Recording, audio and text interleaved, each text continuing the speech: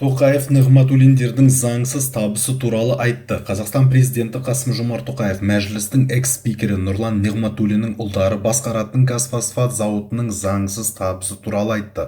Бұл туралы президент үкіметтің кеңейтілген отырысы кезінде сөз қозғады. Жақында жүргізілген тексеру отандық фермерлер үшін бағаны ұлғайту фактілерін анықтады.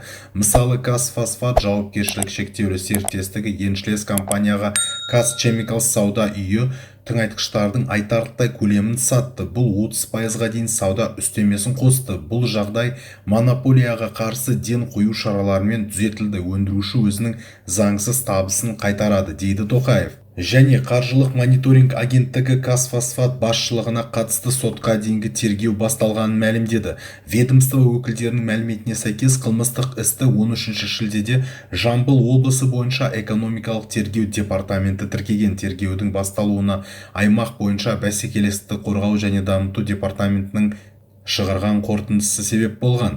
Қылмыстық істің 221 бабы бойынша Қазфосфат жауапкершілігі шектеулі серіктестігі басшылығына қатысты амофосты өткізу кезінде жоғарғы баға белгілеу арқылы өздеріне заңсыз кіріс алу мақсатында монополиялық жағдайды теріс пайдалану фактісі негізінде сотқа дейінгі тергеуді бастады, делінген агенттік хабарламасында. Дегенмен Қазфосфат жауапкершілігі шектеулі серіктестігінде ресми сайтында басшылық туралы ақпарат жоқ.